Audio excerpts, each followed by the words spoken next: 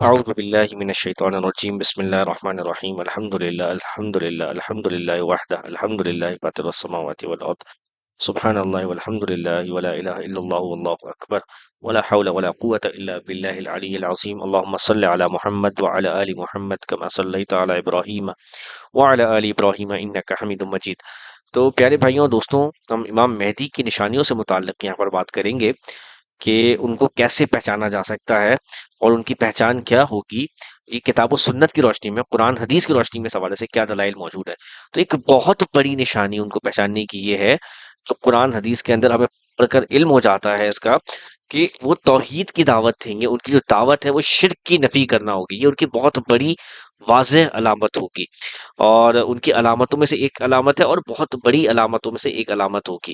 یہ۔ دیکھیے، اچھا، صرف امام مہدی کی نہیں بلکہ جتنے بھی اللہ سبحانہ و تعالیٰ نے جب بھی کسی بھی پازیٹیو تبدیلی آئے گی کائنات میں،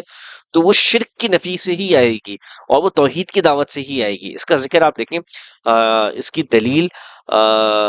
سورہ نور، سورت نمبر 24 آیت نمبر 55 میں ہے کہ اللہ تعالیٰ فرما رہے ہیں کہ یہاں پہ اللہ تعالیٰ نے تم سے یعنی ایمان والوں سے یہ وعدہ لیا ہوا ہے۔ اس آیت میں یہ ہے کہ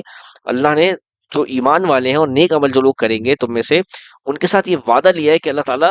ان کو زمین میں اپنا نائب بنائیں گے، خلیفہ بنا دیں گے، جیسے ان سے پہلے والوں کو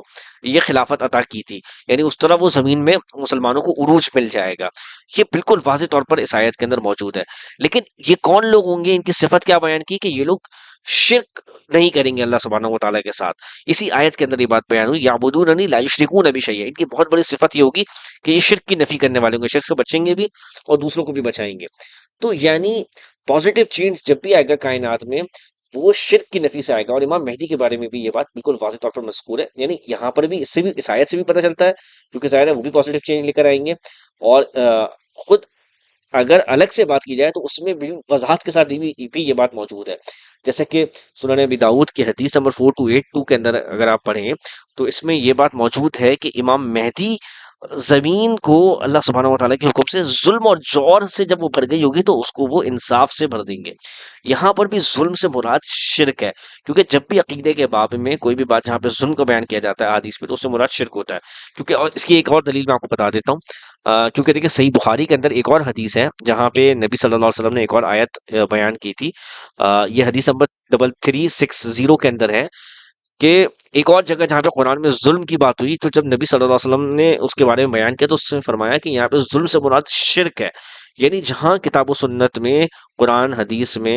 ظلم کی بات ہو رہی ہوتی ہے، خاص طور پہ عقیدے کے باب میں، اس سے مراد شرک ہوتا ہے، اور اس کا وضاحت کے ساتھ ذکر قرآن میں بھی آپ کو مل جائے گا۔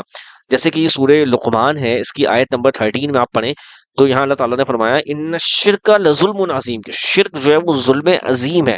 سب سے بڑا ظلم جو ہے وہ شرک ہے۔ ٹھیک ہے، تو یعنی امام مہدی جو ہے وہ ظلم کو ختم کریں گے، یعنی وہ شرک کو ختم کریں گے، یعنی شرک کی نفی کریں گے، یہ ان کی پہچان ہے۔ اسی طرح ایک اور جگہ پہ ہے، ایک اور حدیث ہے طبرانی کے اندر یہ حدیث آتی ہے، اس کے اندر یہ ہے کہ اللہ تعالیٰ امام مہدی کے ذریعے فتنے کو ختم کریں گے۔ اب آپ دیکھیں، یہ طبرانی کی حدیث ہے، حدیث نمبر 157، المعجم الاوسط کے اندر وہ روایت بیان کرتے ہیں، یعنی فتنے کو ختم کریں گے، جیسے اللہ تعالیٰ نے پہلے شرک کو ختم کیا تھا یہ ہمارے ذریعے سے، اسی طرح آل محمد صلی اللہ علیہ وسلم کے ذریعے سے اللہ تعالیٰ جو ہے فتنے کو ختم کریں گے۔ اب یہاں پر جو فتنے کا ورڈ آیا ہے یہ بھی اس سے مراد بھی شرک ہے، یعنی امام مہدی جو ہے وہ اللہ تعالیٰ ان کے ذریعے سے فتنے کو ختم کریں گے قیامت کے قریب، تو یعنی شرک کو ختم کریں گے، کیونکہ فتنے سے مراد بھی شرک ہوتا ہے۔ اور اس کی دلیل بھی میں آپ کو دکھا دیتا ہوں، یہ دیکھیے صحیح بخاری